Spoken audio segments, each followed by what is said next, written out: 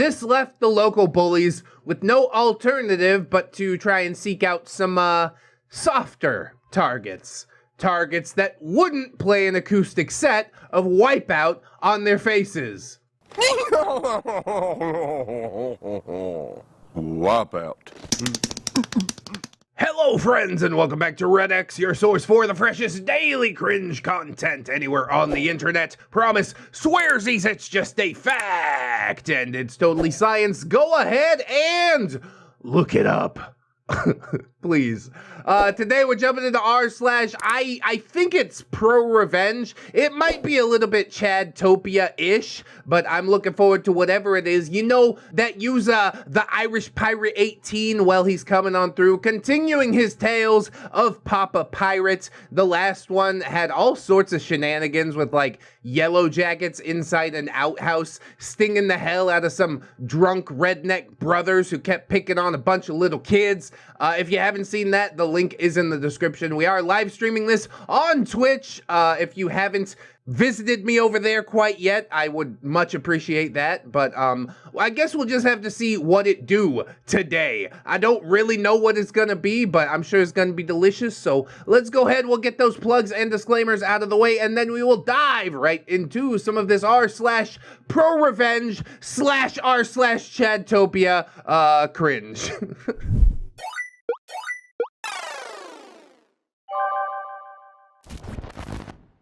The Ballad of Papa Pirate, the tragedy of Tiny Tim. Oh, he plays a ukulele and he's got a really high voice. Remember, that's silly. I'm so happy, oh, happy-go-lucky me. Warning, this story has a mixture of humor and heaviness. Oh, God, is Tiny Tim, like, disabled in some type of way? Is his dad Bob Cratchit? Are we just reliving a Christmas story out of season? I don't really know. Again, I guess we'll have to see. It's got a lot of my usual sarcastic flair, but the ending is far from comedic. I didn't cry writing it. You cried writing it. Oh my God, dude. I'm gonna have to brace myself for what happens here. I am not scared of a heavy story, but man, I don't know if I'm ready to get like super deep into my feels today. Fingers crossed, it's gonna be fine. It's all normal. This is part 2 of the Ballad of Papa Pirate, a ReddX exclusive saga, beautiful branding, that doesn't really have a specific category. Some parts are ProRevenge, some parts are Chadtopia, in my opinion, but it's my dad, so I might be a little bit biased. You don't necessarily need to read or listen to part 1, but it can be found over here on user the Irish Pirate 18's Reddit profile or on my YouTube channel, which I talked about at the beginning of the video, remember? Yeah, maybe. The only importance that carries over to this episode is the fact that standing up to a pair of alcoholic brothers over the summer filled my dad with as much piss and vinegar as the last vat of balsamic to be inspected by a disgruntled employee before quitting in a "someone call security" level meltdown. I mean, that's not too bad. Call security, that doesn't mean he brought a Kalashnikov into the office and started walking down the halls, pumping rounds into friends and coworkers. Remember, no Russian. I think that's acceptable. Let's take a trip back to the fall of 1962, the spring of 1963, shall we? Oh, you want me to be in 2 places at once? I don't think that's how a timeline works. I'm gonna do my best, though. I suppose that we shall, seeing as I'm steering the time machine. I know that some of you might want to stop off at the 80s, but you're not missing that much. If you keep complaining, I'll stop long enough to make you try new Coke. That'll shut you up. Unless you like the taste of Tab. Then you'd be like, oh, I'm gonna stay in the 80s. Let's do some new Coke and some old Coke, you know what I mean? Ooh! Cocaina. So, where were we? Oh, yes. 1962. Papa Pirate grew up poor. Ever since he started school, he had been teased and tormented by some of the kids at his school, who took his poverty as a valid excuse to just be super shitty to him. They were all 12-year-olds at the time of this particular tale, and in case you haven't met a 12-year-old lately, let me refresh your memory. They are the goddamn worst. Oh, I thought that was like a recent development. I thought 12-year-olds were cool while I was a 12-year-old, and then they just got worse as I got older. But no, the fact is, 12-year-olds stayed the same. It's me who has changed. You see, in the 1930s and 40s, there was a German-American psychologist named Erik Erikson. And I know it might sound like I'm making that up, but I'm not. Okay, let me just paint this in broad strokes for you. As we go through life, we move from one stage of development to another. Starting around the age of 12, we transition from the industry versus inferiority, where we start to establish our competencies and realize that maybe our shit does in fact stink, to identity versus confusion. This is the age where our sense of self starts to get weird and fuzzy. It starts growing hair in strange new places. Oh no, we can't talk about that. Just pump the brakes for a little bit. It happened to me, it happened to you, it's gonna happen to everybody else, but we're not gonna talk about it. This is the 60s, okay? We have to all be repressed or something like that. Essentially, everything is changing. You just got to the point where you accepted the fact that you can't do everything, and now you're supposed to figure out who you are and what you can do. God, it took me from the age of 12 to about 30 to figure out what I'm capable of doing. Isn't that terrifying? What a long stint of your life to just not know what you can do. What better way to distract yourself from all of that by just, picking on the poor kid, right? I mean, look at him. He doesn't even have shoes that fit. You can see his toes through them. You better remind him that he's poor before he... wait, why is he balling up his fist? Yeah, that's fair news, Talk shit, get hit. You never heard that? That wasn't a thing in the 60s? Go ahead, let it happen. For 7 years, he had been putting up with his classmates, giving him more crap than the unfortunate winner of the lifetime supply of Curly Cow Pie's 100% organic fertilizer. Doesn't taste good. I tried it. Cow pie is not the same as moon pie, okay? You need to be very careful what you're putting in your mouth. But if Papa Pirate could trap a couple of drunks 3 times his age in a wasp-filled outhouse, what else could he do? Yes. Now we are exploring our sense of self. And yeah, I guess that's Papa Pirate's secret talent. Shoving people in outhouses and making them get stung by angry insects. Well, he could dish out a couple of skull rattlers to the loudest of his tormentors. Of course. Yes! Revenge! Victory! Onward! By the spring of 1963, word was out that old penniless Papa Pirate was prepared for a proper presentation of prepubescent pugilism, pending people's penchant for perpetually poking fun at the impoverished plight. The alliteration again. Mwah! Beautiful. It's my favorite part, honestly. This left the local bullies with no alternative but to try and seek out some softer targets. Targets that wouldn't play an acoustic set of Wipeout on their faces. Wipeout. They had to choose carefully, though. They learned rather quickly that it wasn't just Papa Pirate that was off limits. Many a time he would stride triumphantly into the principal's office with bruised knuckles after coming to the defense of someone else. Yeah, I love that. The bullies. The people that bully the bullies. That's what I did in high school. I wouldn't let nobody pick on my friends. I'm like, okay, you think my friend's nerdy? We're gonna throw down for that. He's tiny, but guess what? I'm not. And I was quite proud of that. I still am to this day. I would do the same fucking thing. Even as 30-plus-year-old man, I would choose to do the same thing. So all things considered, all this was really downright unfair for the bullies. Oh, the poor bullies. How were they supposed to form sociopathic identities at the expense of others if every attempt was met with Papa Pirate serving them a plate of candied beets? Enter Tiny Tim. Oh, not Tiny Tim. God damn it. This tale took place before the time in which polio was eliminated in the United States. Yeah, that's a relevant statement. This is where the story is going, so pack your luggage, because we are going on a goddamn trip. Oh my god, he really is Tiny Tim, isn't he? He's not a funny ukulele-playing boy. He's a boy whose legs don't work. Jesus, I hate this already.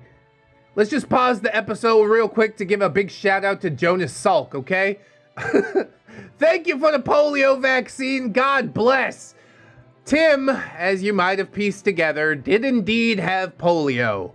He was a wheelchair-bound 12-year-old boy whose family had recently relocated to Papa Pirate's waters.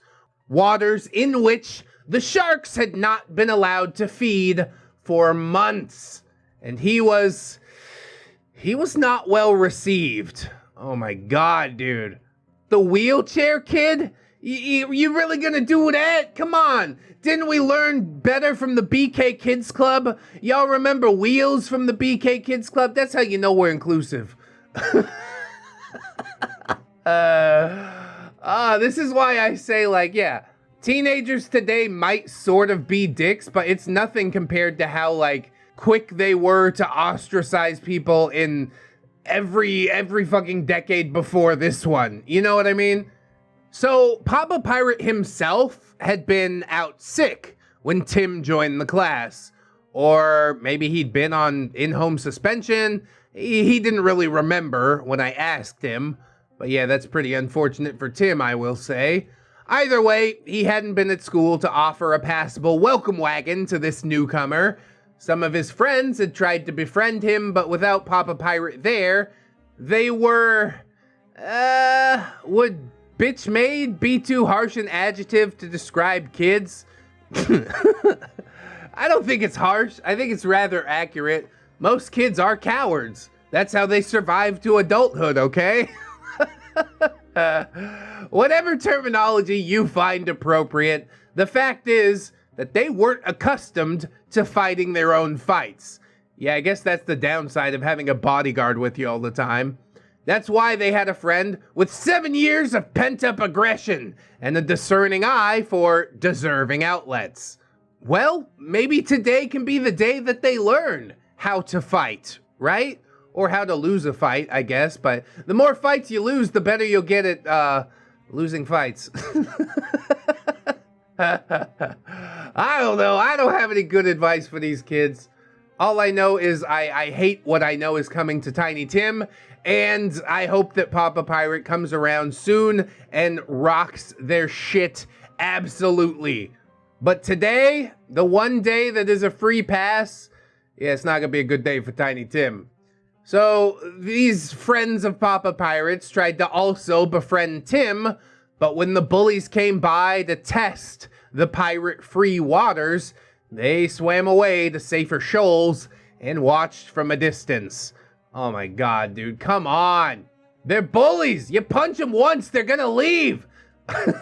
Eventually, Papa Pirate was released from the sickbed/incarceration and came sailing triumphantly back, like Jack Sparrow stepping off onto the docks of Port Royal.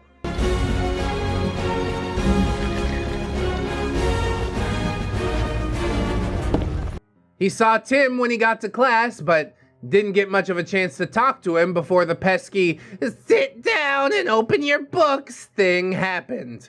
It was at recess that he was to extend Tim a firm offer of friendship.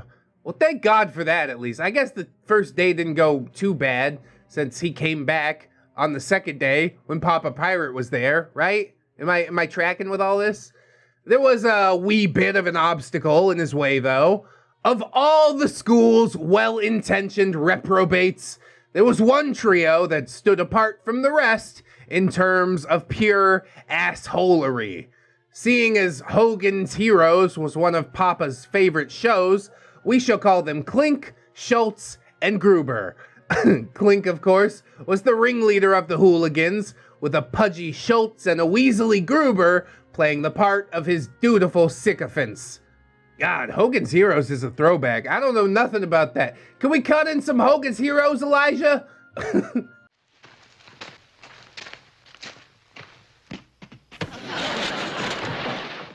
It was a bright and sunny day on the playground when Papa Pirate saw Tim on the receiving end of some prepubescent cruelty. Hey, Tim, you want to go down the slide? Oh, wait!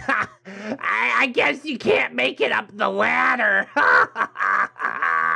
Schultz, maybe we should carry you up and send you down. This was back when playground slides were stainless steel implements of gravity-assisted torment. On a hot day, they could be used as a makeshift griddle.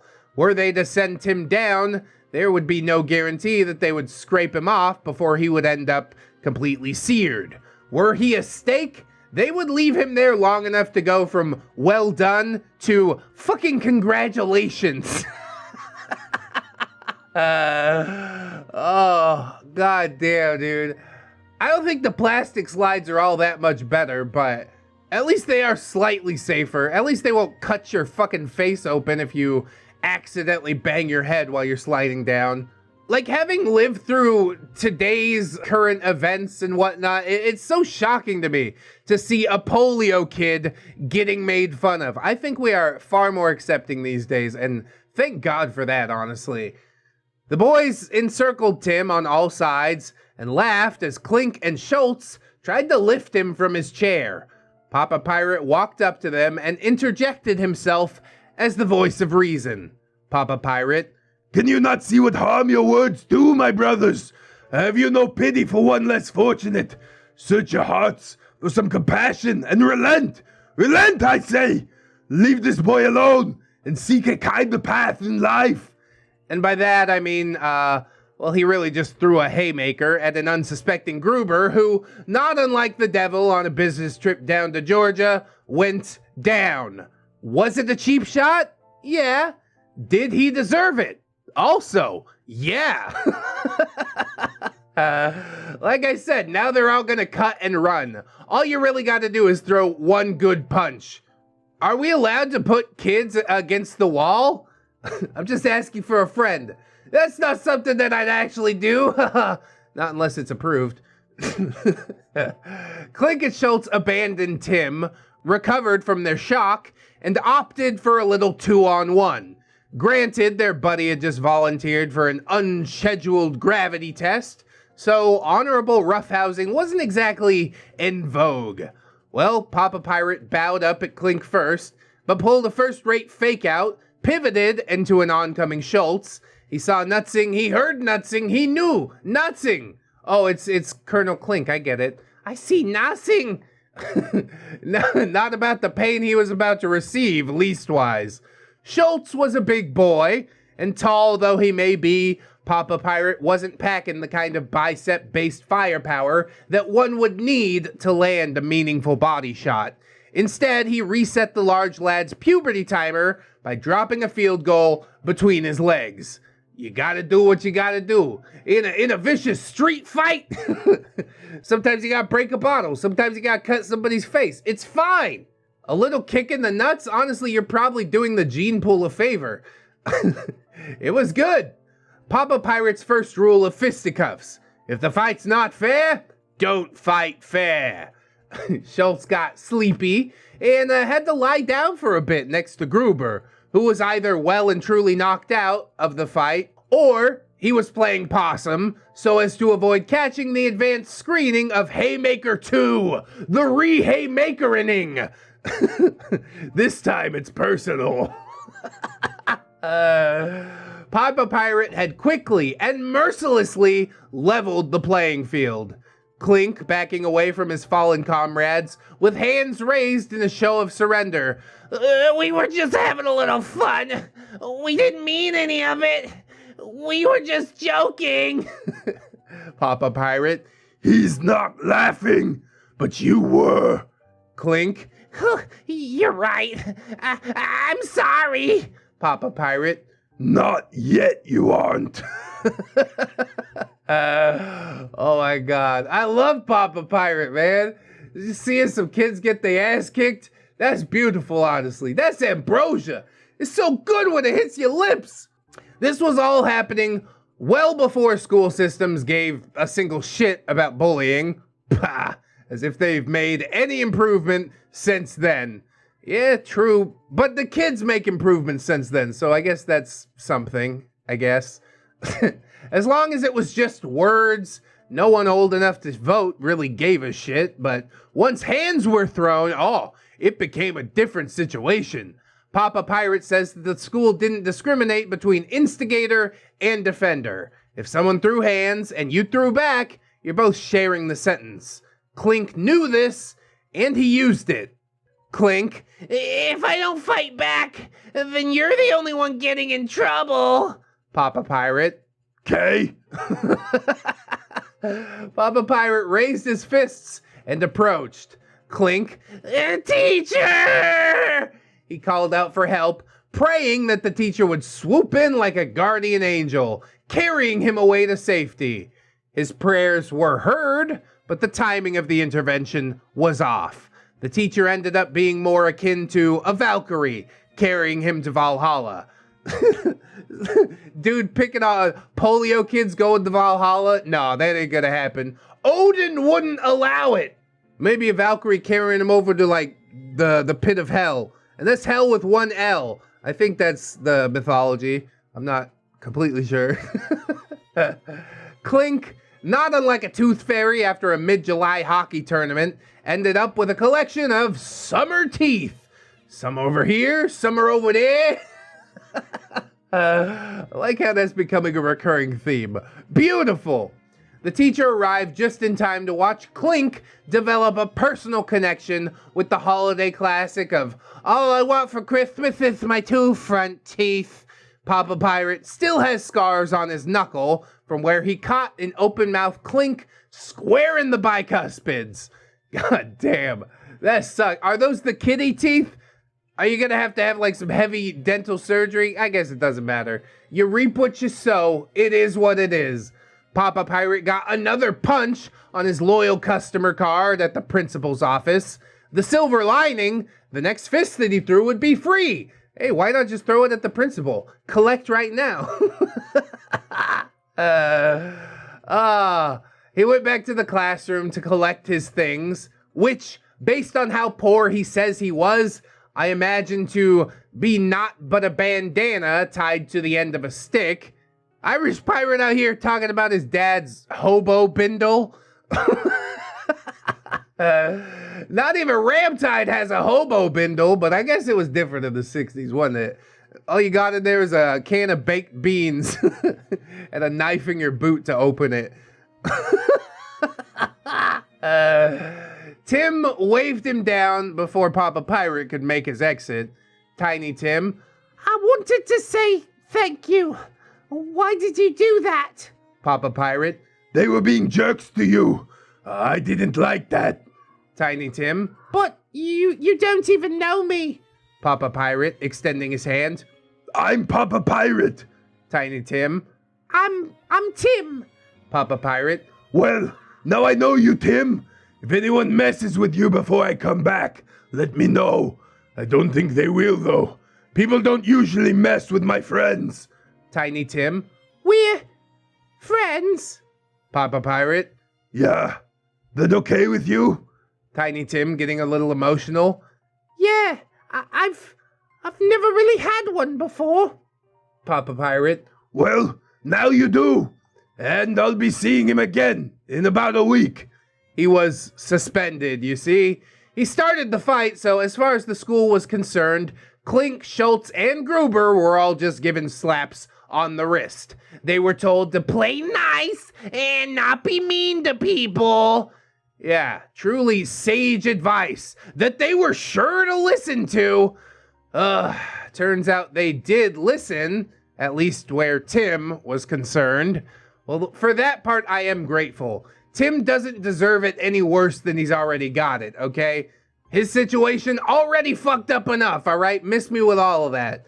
Papa Pirate spent his week-long mandatory vacation cutting grass around the neighborhood and helping with a few little odd jobs to scrape some pennies together. He was productive, if nothing else. When he came back to school, he was able to talk to Tim some more and get to know some more about him.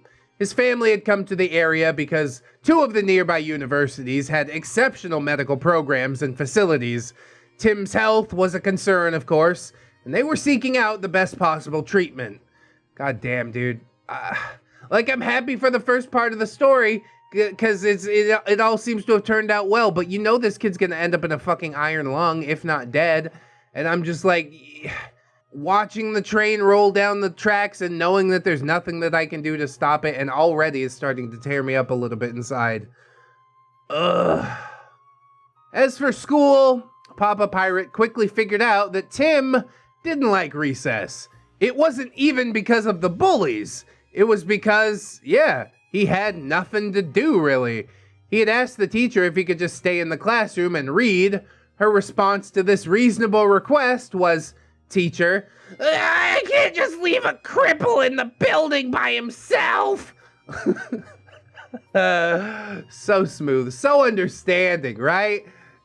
God, I am glad times have changed in a lot of ways. The solution to this was simple. Papa Pirate would stay inside with him. They spent a couple of days indoors during recess before Papa Pirate realized that sitting around reading was decidedly not his idea of fun. One afternoon, he gathered up his vast fortune, totaling maybe $1 or $2, and he went downtown to buy a pack of cards and a checkerboard. For the rest of school that year, the only time Papa Pirate went outdoors for recess is if Tim was at an appointment or homesick. The two played many games of checkers and had 100 different card games, but sometimes Tim just wanted to read. And solitaire can only sustain a young boy for so long, so eventually Papa Pirate broke down. Papa Pirate, Why do you like reading so much? Tiny Tim, Because I can go off on an adventure. With a really good book, you get to be the character. You can go places and see things that you just couldn't in the real world. Besides, what else am I going to do? Tim's love of books had come from his dad reading to him. That wasn't something that Papa Pirate could really relate to. His dad spent more time with his mistresses than with his kids. If he ever told Papa Pirate, I love you, it was through Morse code with a belt or a branch. Or you pull out the chancla, or you get a piece of extension cord, right? You just got to get creative with it. Yeah, I had this part too. I don't hit my kids, but I definitely went through this as well. The idea of a caring father reading to his son was just an alien concept. And so Papa Pirate started asking follow-up questions like why and what the fuck. Through their talks, Tim explained that losing himself in a good book helped him to forget about things for a little while. He didn't have to be wheelchair bound when a book could give him legs or wings. He was passionate about reading. In their time together, he helped Papa Pirate figure out that it wasn't that he was incapable of enjoying reading, he just hadn't been reading the right genres. Tim gave Papa Pirate a couple of books to try out, and the pint-sized prize fighter started reading right alongside his friend. Some days they would play cards or checkers. Other days they would break open some paperbacks and sit in silence to let the author's words transport them to another, less cruel world. But whether it was reading or playing games, Tim could always count on his friend to pass the time with him. Honestly, this is beautiful. Papa Pirate, he's got such a good heart, doesn't he? He's a badass, but also deep down, he's a softie, right?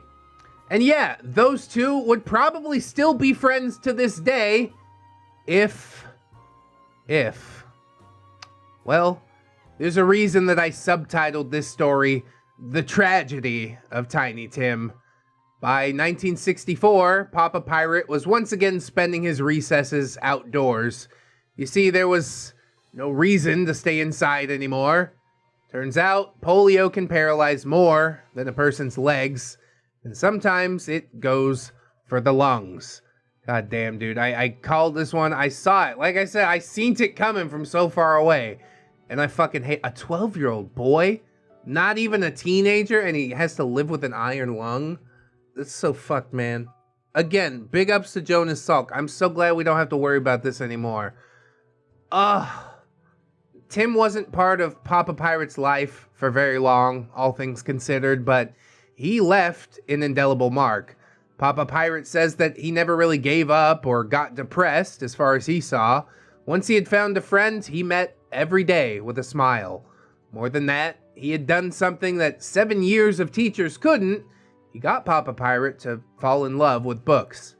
God, I do feel tears welling up a little bit. Like, I feel bad for the kid, but I also feel so grateful that Papa Pirate was there to, you know, be his friend and give him that sense of hope, a reason to get up every day. And goddamn, I knew the tears were gonna come a little bit, but yeah, at the end of it, it is kind of happy tears. Like, at least he got to have a friend, a really fucking good friend, and it wasn't just a one-way street. They were good for each other.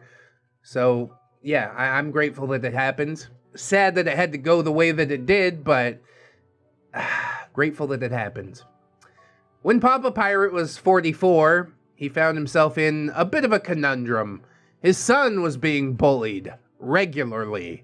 Oh God, can't go to school and beat up the 12-year-olds when you're 44. They frown upon that.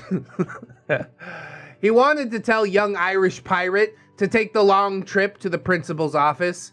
He wanted desperately to teach that young buccaneer the sweet science, the fine art of season-based dentistry. But Mama Pirate had been born into a life of relative privilege. The worst conflict she ever experienced in her youth was when some young hussy tried to make eyes at a beau, and she had to give her a right good telling off. Mama Pirate's advice to the boy was, don't get in a fight no matter what. They're just words. Words can't hurt you. Doesn't seem like great advice. Especially as a young man. Come on, get in a couple fights. Live your life, right? How do you know what you're really capable of if you've never been in a fight? That's the advice I give to my kids, honestly. And my son, he's big. I don't think he's gonna have to worry about bullying too much. But yes, Papa Pirate knew better. He and Mama Pirate had several heated discussions about this subject. She never relented, and so he sat back and watched his son struggle with daily bouts of verbal harassment that would bring him home in tears. Son, you need to punch them one time. That's all it's gonna take. Kick him in the neck. Dole out some hard lessons. Now, Papa Pirate's dad had never read to him, but Papa Pirate was not his dad. So he sat the young Irish pirate down one evening and tried to read to him a children's book, 2 children's books, 100 children's books. He desperately wanted to give his son the kind of connection that he did not have with his dad. He wanted to teach his son a way to escape the problems that he wasn't allowed to solve. He was disheartened at the fact that his son wasn't receptive of the efforts. The boy liked spending time with him, but the books just weren't capturing his attention. He was about to give up when he thought of a book that he had been given a long time ago by a heartbroken couple who had recently bought a small pine box. This book had been Tim's favorite, and his parents wanted Papa Pirate to have it. So he sat little Irish pirate down and cleared his throat. Papa Pirate, In a hole in the ground, there lived a hobbit. The boy didn't move. He barely breathed. He leaned against his dad, ear pressed to his chest, and listened to every breath, every word. Little Irish Pirate's mind went to Middle-earth, the Lonely Mountain, and when the Battle of the Five Armies was over, Papa Pirate led him on to Moria, Rohan, Helm's Deep, and Pelennor Fields, and even to Mordor. I mean, everybody knows that you don't just walk into Mordor. As the years went by, the boy went on his own adventures. Hogwarts, Coruscant, Scadrial. And one day the boy decided, I want to make a world of my own. Books, fantasy specifically, helped the tormented youth escape a world that seemed to hate him. By the time he was the age that Tiny Tim had been, Irish Pirate was already world building. He was talking about how much he wanted to be an author. Papa Pirate had succeeded in giving his son a love of books, but the greater gift that he had given was one of love and support. And despite Mama Pirate's best efforts, there would come a day when Papa Pirate would sit the lad down for a new kind of lesson, one that would end this fucking torment and allow him to focus on his writing. And honestly, as soon as you get a book out, Irish Pirate, I'm hopping all over that. Let me narrate that. We going straight to Audible. I promise not to interrupt. I'll just let your writing speak for itself. Now, some of you came here because you saw my name pop up on the subreddit and thought, hey, Star Wars shenanigans didn't completely kill my interest in the written word. Maybe this will be kind of like that. Hilarious. Others of you are here because an algorithm said, oh, hey, check this out. And still, others of you are here because it's 3 a.m. and the Ambien hasn't quite kicked in yet, and you're so far down the YouTube or Reddit rabbit hole that the Mad Hatter is expecting you for company. It's me. I'm the Mad Hatter. Welcome to the tea party. No matter what brought you here, though, thank you for sticking through the story.